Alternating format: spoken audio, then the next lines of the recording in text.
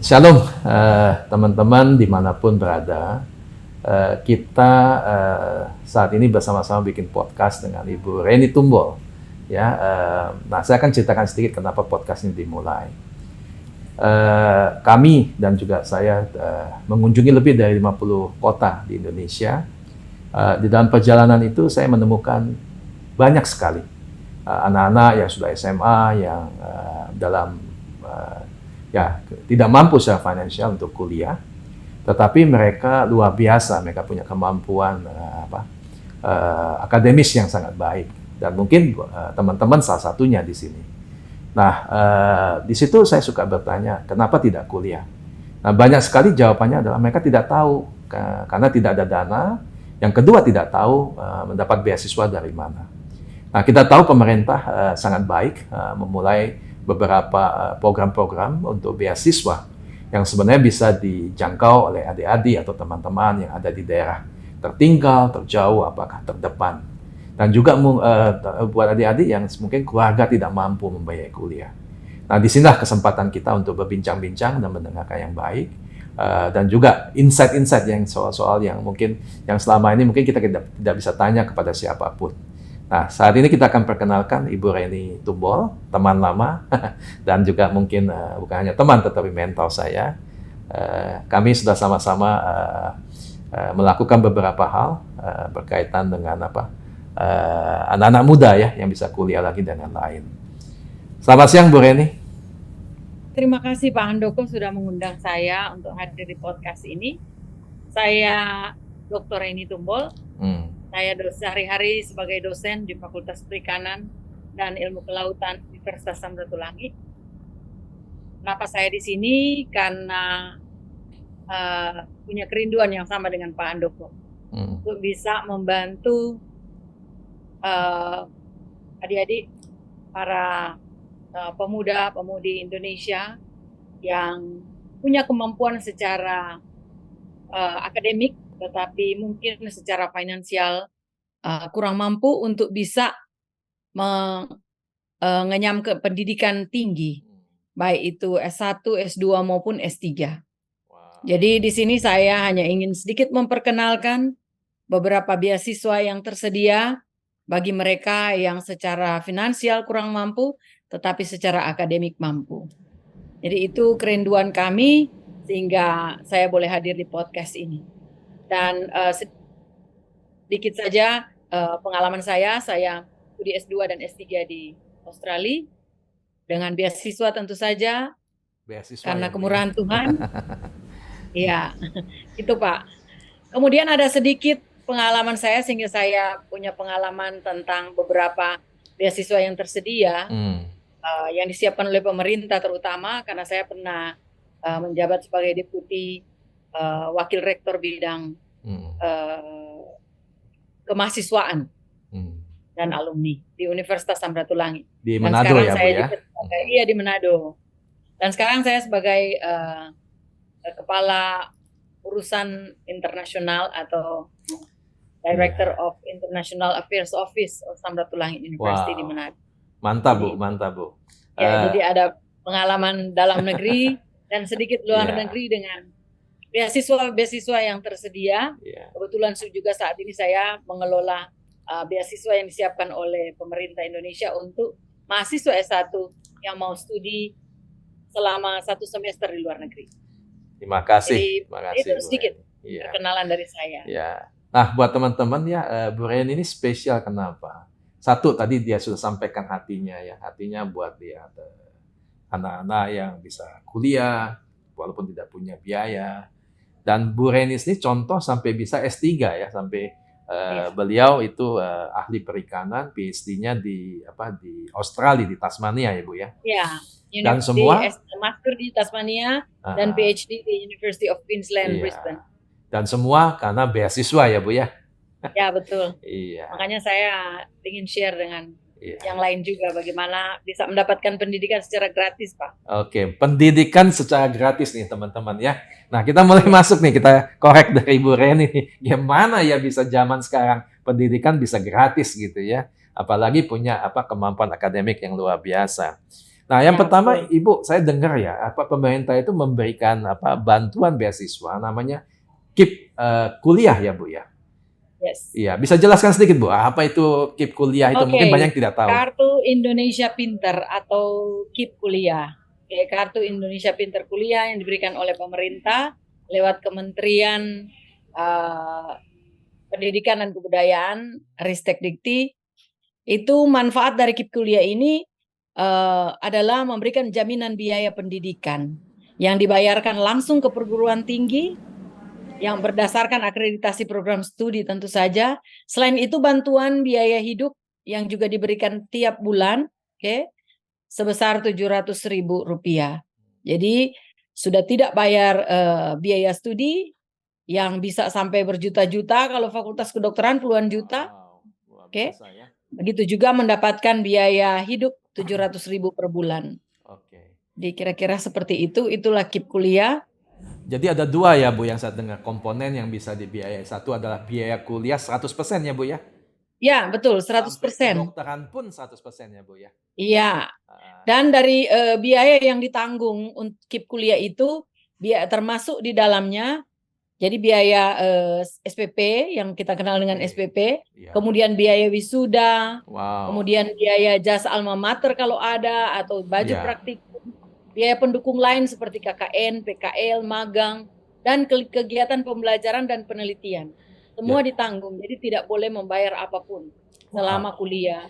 Dan dana Iya. ini langsung dibayarkan kepada universitas yang bersangkutan ya, Bu ya. Ya, betul. Pengelolaannya langsung oleh universitas, Pak. Dan kedua, saya dengar Ibu katakan bahwa ada tunjangan tiap bulan mendapat Rp700.000 ya, Ibu ya. 700.000 biaya hidup, iya. Untuk biaya hidup ya, Bu Reni. Ya, biaya hidup itu, Pak. Nah, pertanyaannya kan gini, Bu, kita sering ke lapangan, kita ketemu sama teman-teman gitu ya. Waduh, luar biasa semangat. Tapi nggak pernah keluar kotanya, Bu, nggak pernah keluar pulaunya. Jadi kan, waduh, 700.000 ya rupiah itu misalnya anggapnya ke Manado, Bu ya, dari pulau apa dari yang misalnya dari Sangihe atau dari Bawah dia sekali, dari ya. apa dari mana gitu, Bu ya. Kemudian nanti perjalanan dari tempat dia ke tempat kuliahnya gimana nih? Kemudian apakah 700.000 itu cukup atau tidak buat tempat tinggal? Ini ada ini enggak, Bu? Ada apa? Ada masukan? Karena kalau 700.000 mungkin kurang ya, Bu ya. Dan mereka keluarga nggak bisa bantu kan, Bu? Memang betul, biaya ini memang tidak cukup kalau menurut saya. Contohnya saja kalau kuliah di Manado, 700.000 itu tidak cukup. Karena memang pemerintah memberikan tidak semuanya gitu ditanggung. Dalam artian kebutuhan hidupnya itu tidak ditanggung semuanya. Jadi diharapkan juga ada bantuan dari orang tua. Tapi sebenarnya banyak jalan keluar. Okay? Apa itu, Bu? Banyak Apa jalan dosen-dosen. keluarnya, Bu? Sepertinya begini, dosen-dosen itu banyak sekali yang ingin membantu mahasiswa. Jadi bisa tinggal di sana bersama dengan dosen-dosen yang ada itu. Salah satu contoh saja jalan keluar ya, Pak ya. Atau misalnya bisa juga ada universitas yang menyiapkan asrama. Seperti kita di Universitas Samratulangi menyiapkan, kita namakan Rusunawa. Karena itu memang dibangun bukan oleh Kemendikbudristek, tetapi oleh Kementerian Pak? Perumahan Rakyat ya. Perumahan Rakyat ada. Jadi dibangun untuk mahasiswa. Nah itu biayanya cuma murah sekali, sekitar 250.000 per bulan. Oke. Iya, jadi itu mungkin cukup lah, dicukup-cukupkan. Jadi, Atau bahkan ada perguruan tinggi yang membebaskan mahasiswa yang punya KIP kuliah itu untuk tinggal di asrama yang disiapkan oleh universitas. Iya. Wah, terima kasih nih Bu Reni, itu menyemangati sekali karena salah satu komponen biaya yang mahal biasanya kan akomodasi ya Bu ya. Iya, betul. Dan itu akomodasi, jadi harus pintar-pintar cari tempat kuliah di mana mungkin ada alternatif ya. Iya, betul. Terima kasih. Nah, kalau untuk misalnya transportasi Bu ya, ke tempat tujuan, itu artinya dia harus orang tuanya berpartisipasi mencarikan dana tersebut ya, Bu Reni ya? Untuk transport ke tempat kuliah itu, kalau dia memang dapat KIP kuliah, itu ditanggung oleh pemerintah, Pak. Oh, ditanggung juga, Bu? Iya, tapi berdasarkan bukti. Iya. Maksudnya apa tuh berdasarkan bukti itu, Bu? Jadi bukti tiket misalnya gitu. Oh, jadi nanti maksud dia harus bayar sendiri dulu, Reimburse.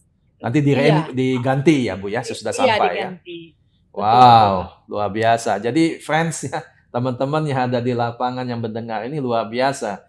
Kuliah dibayar 100%, termasuk semua buku, praktikum dan Dan lain-lain ya. perkuliahannya. Termasuk sampai wisuda Bapak Ibu, teman-teman ya. Kemudian juga yang kedua apa? Untuk perjalanannya pun diganti ya apabila tunjukkan buktinya. Yang ketiga, untuk biaya harian bulanan 700.000 yang kalau kita tahu mungkin di wilayah tertentu tidak cukup, tetapi itu masih bisa dibantu dengan beberapa alternatif lain. Terima kasih banyak nih Bu Reni. Mungkin ada kata mungkin yang untuk menyemangati teman-teman yang mungkin tidak berani bermimpi untuk kuliah Bu Reni. Karena orang tua tidak punya biaya. Ada kata-kata untuk menyemangati mereka Bu Reni? Ya, saya sudah punya pengalaman banyak sekali mahasiswa yang saya tangani dan bantu secara langsung, juga melihat mereka dari bermimpi saja untuk bisa kuliah karena ketidakmampuan secara finansial dan akhirnya bisa berhasil dan menjadi luar biasa. Ada yang lanjut S2, S3. Jadi mimpi kalian itu pasti akan jadi kenyataan asal dengan keinginan yang keras. Wah, saya juga pengen nih Bu Reni, S2, S3 nih. Dan cari informasi tentu saja. Jangan duduk diam kemudian nanti mengharapkan sesuatu turun dari langit. Tentu saja tidak akan terjadi seperti itu, Pak ya. Jadi ada dua beda Bu. Mimpi berani bermimpi sama mimpi di siang bolong Bu. Mimpi siang bolong itu mimpi sambil tidur-tiduran tidak melakukan apa-apa, itu mimpi siang bolong. Ya teman-teman, ini penting ya, jangan mimpi siang bolong tapi berani bermimpi sampai bisa S2, S3 seperti Ibu Reni sampaikan. Ya. Nah pertanyaan Bu, pertanyaan berikutnya Bu. Nah kalau sudah sampai di situ, bagaimana mengaksesnya Bu? Syarat-syaratnya apa? Karena kadang-kadang kan saya bertemu di lapangan ya, tiba-tiba sudah mau pendaftaran tutup baru persiapan gitu ya. Atau juga tidak tahu apa syaratnya. Pertama mungkin dia bisa mengakses pasti di websitenya Bu ya. Nah ada tips nggak Bu? Di sekolah itu sudah diberitahukan. Di sekolah Bu ya? Disampaikan, dia di sekolah waktu SMA. Harus dari kelas 1 SMA, kelas 2 SMA, kalian sudah harus bersiap. Kalau boleh dari SMP kelas 3, kalian sudah siap-siap. Supaya nanti pada saat masuk SMA, nilai yang kalian dapat itu sudah bagus dari kelas 1, 2, 3, dan sampai selesai. Karena nanti persyaratan utamanya itu kan nilai raportnya harus bagus. Dan raportnya dari kelas 1 ya Bu Reni ya? Ya, dari kelas 1 Pak. Bukan nanti kelas 2, kelas 3, no. Oleh sebab itu persiapannya harus dari kelas 3 SMP. Kalau memang mau untuk kuliah lanjut, mendapatkan beasiswa, persiapkan diri kalian dari sejak mulai masuk SMA. Saya ulang dulu ya Bu Reni ya. Artinya teman-teman yang mendengarkan podcast ini, saya tadi pikirnya persiapannya kelas 3 atau kelas 2 SMA. Ternyata Bu Reni memberi masukan, harus D3 SMP sudah tahu bermimpinya apa nih. Sehingga kelas 1 SMA sudah siap untuk mendapatkan nilai-nilai terbaik secara akademis. Ya, kelas 2, kelas 3. Jadi raport 3 tahun itu menjadi salah satu yang membuat dia bisa berkompetisi untuk mendapat beasiswa ya Bu Reni. Iya, betul sekali Pak. Karena ini persaingannya besar sekali, persaingannya sangat ketat karena pasti yang mendaftar banyak. Jadi harus terus berusaha untuk bisa mendapatkan nilai yang terbaik. Apalagi kalau misalnya tahu akreditasi sekolahnya tidak terlalu baik. Karena nanti penilaiannya juga bukan cuma dari berdasarkan nilai yang didapat oleh siswa, tetapi juga oleh akreditasi sekolah yang bersangkutan. Akreditasi sekolah asal dia ya Bu ya? Ya betul Pak. Itu bobotnya berapa persen Bu? Sekolah akreditasi yang tempat dia berasal?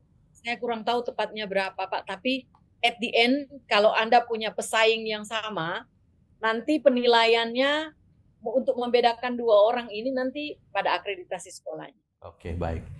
Bu, ini kalau akreditasi sekolahnya sudah sama lagi, apalagi yang mau membedakan? Aktivitas atau kegiatan di luar sekolah atau kokurikuler. Wow, bagus jadi sekali. Kalau kalian, jadi bukan hanya akademik saja, tetapi juga aktivitas kokurikuler akan dinilai Pak. Jadi kalau dia selalu ikut lomba dan jadi juara di OSN misalnya, itu pasti akan menjadi nilai tambah dan penilaian tersendiri. Ya, Seperti itu. jadi 3 hal yang saya dengar ya Bu ya.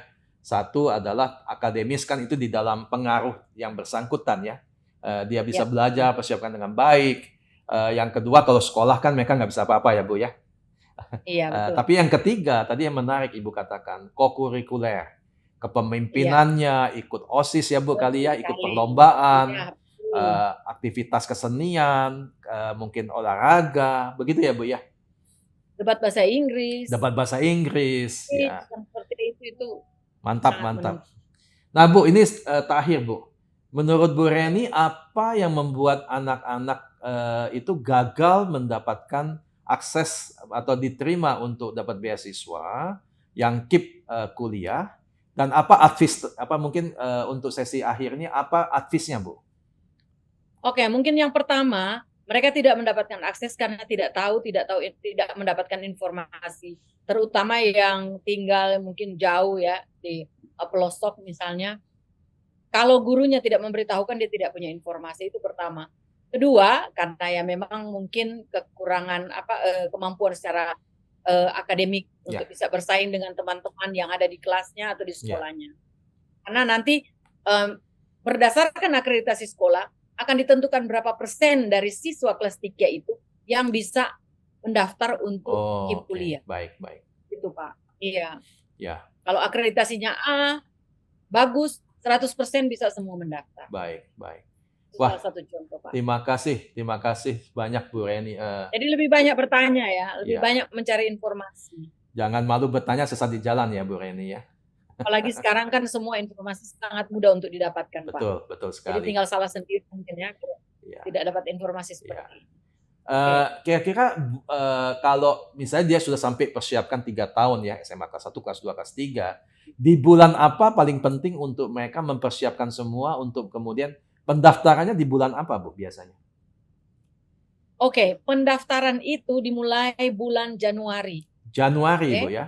Dari bulan Januari, minggu kedua kalau tidak salah itu sudah mulai dibuka portalnya.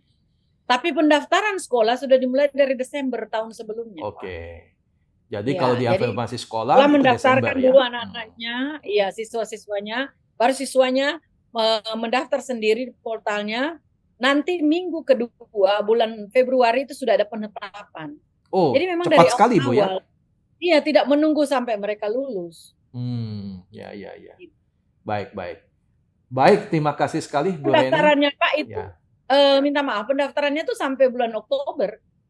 Oh, Hmm, Memang agak aneh, tetapi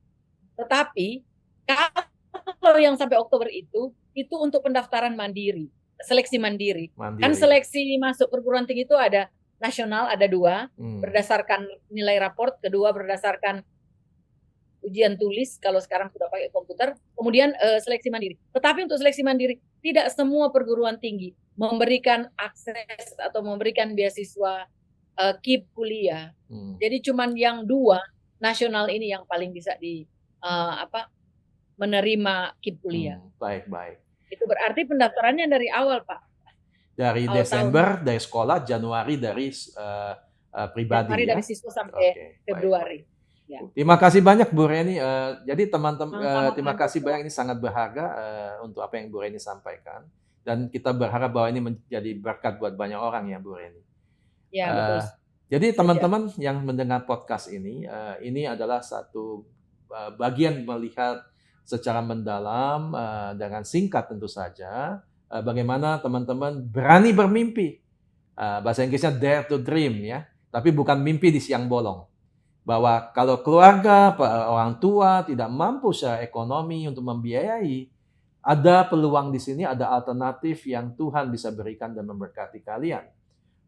Jadi silakan melihat semua ini, kemudian juga bagikan sama teman-temannya. Kalau ada lihat teman-teman yang mempunyai prestasi akademik yang luar biasa, teman-teman kasihkan podcast ini sehingga mereka bisa mendapat informasi lebih dini. Dan jangan lupa itu dimulai dari SMP kelas 3 dan 3 tahun dengan rajin belajar, mendapatkan nilai terbaik, dan juga Desember itu dari sekolah untuk bisa sudah mendaftar, Januari yaitu dimulai dari tempat secara mandiri ya, secara pribadi. Jadi terima kasih, Tuhan Yesus memberkati teman-teman semua.